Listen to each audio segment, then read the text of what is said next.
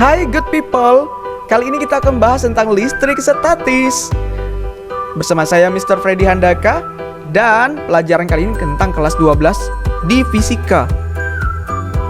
Jadi, listrik statis dalam kehidupan nyata itu seperti apa ya? Ya, saya suguhkan dalam bentuk gambar yang sudah ada. Itu apakah? Ya, itu adalah petir kilat yang memiliki muatan listrik. Mengapa demikian? Untuk jelasnya kita perlu memahami model atom terlebih dahulu. Baik, atom adalah partikel kecil penyusun suatu unsur yang masih memiliki sifat unsur tersendiri. Partikel tersebut terdiri dari elektron dan proton dan neutron yang memiliki sifat positif dan negatif atau bisa dikatakan netral. Interaksi muatan listrik, di mana bila muatan-muatan listrik yang sejenis saling didekatkan, maka muatan-muatan tersebut akan saling tolak-menolak. Sebaliknya, bila muatan-muatan listrik yang tidak sejenis saling didekatkan, maka muatan-muatan tersebut akan saling tarik-menarik. Peristiwa ini yang disebut dengan interaksi muatan-muatan listrik. Jadi, listrik statis itu seperti apa ya? Ya, listrik statis adalah listrik yang diam untuk sementara pada suatu benda. Nah, orang pertama yang melakukan percobaan tentang listrik statis adalah Thales of Miletus. Ia menggosokkan batu ambar dengan kain wol. Kemudian ia mendekatkan ke bulu ayam. Ternyata bulu ayam terbang dan menempel pada batu ambar beberapa saat kemudian jatuh kembali. Itu adalah percobaan yang ia lakukan dengan cara menggosokkan batu ambar dengan kain wol. Nah, sekarang kita mempelajari tentang muatan listrik nih, good people.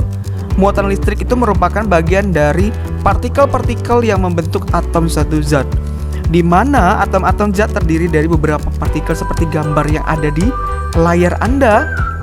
Di sana ada kulit atom, inti atom, ada neutron yang netral ya, kemudian ada proton yang positif, dan ada elektron yang negatif.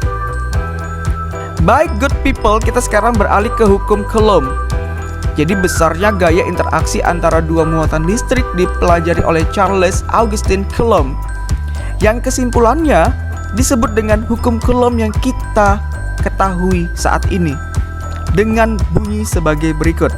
Besarnya gaya tarik-menarik atau tolak-menolak antara dua benda bermuatan listrik sebanding dengan muatan masing-masing dan berbanding terbalik dengan kuadrat jarak kedua benda tersebut. Nah, di sini saya sajikan hukum Coulomb dalam bentuk rumus, di mana F sama dengan K dikali Q1 dikali Q2 dibagi dengan R kuadrat, dengan keterangan yang sudah saya terangkan di layar Anda. Nah, di sini ada hukum Coulomb ya, ada simbol, ada nama, ada satuannya, kemudian ada satuan SI ya, standar internasional, juga satuan CGS juga. Jadi Q1 adalah muatan listrik pertama, Q2 adalah muatan listrik kedua, R adalah jarak kedua muatan, F gaya Coulomb yang terjadi, dan K konstanta kelistrikan. Ini dia medan listrik. Jadi sebenarnya apakah itu medan listrik good people? Ya, medan listrik adalah ruang atau daerah di mana pengaruh gaya listrik masih dapat dirasakan oleh benda bermuatan listrik di ruangan tersebut.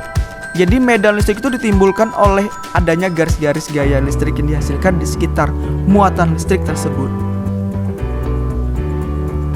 Berikut ini saya sajikan pattern dari medan listrik ya. Baik good people, sekarang kita akan membahas tentang bahaya listrik statis.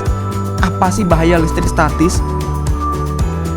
Nah, saya akan contohkan pada truk tangki pengangkut bahan yang mudah terbakar good people. Ini dimaksudkan apa sih?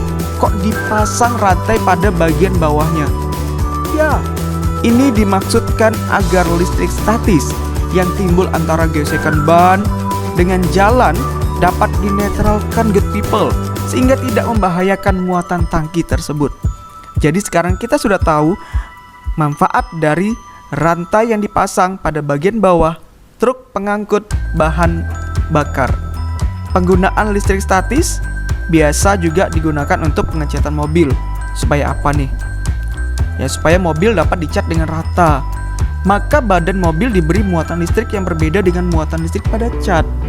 Dengan demikian, cat dapat menempel kuat dan merata pada mobil. Jadi rata pada mobil tanpa celah sedikit pun. Ini adalah penggunaan yang sangat luar biasa pada listrik statis. Nah, sekarang saya ingin mengajak good people untuk asiknya mencoba nih di rumah masing-masing, yaitu memancing garam dan lada. Kali ini pelajaran fisika tidak mengajar tentang memancing ikan, good people, tetapi memancing garam dan lada. Lada atau garamkah yang lebih dahulu meloncat?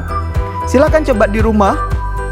Kemudian di sini ada menguji konduktivitas bahan. Jadi kita bisa tahu nih benda-benda apa saja yang bersifat konduktor ya, dan benda-benda apa saja yang bersifat isolator. Yuk kita coba pada alat-alat yang ada di rumah kita. Good people, apa yang terjadi jika ujung sebuah penangkal petir diberi permen karet? Nah, bagaimana jika layar televisi di rumah tidak dibersihkan selama beberapa hari? Maka akan terdapat banyak debu di seluruh permukaan layar televisi itu. Yang menarik dan menjadi pertanyaan adalah, seharusnya debu-debu itu terkumpul pada sebelah bawah layar karena pengaruh gravitasi. Tetapi tidaklah demikian. Mengapa?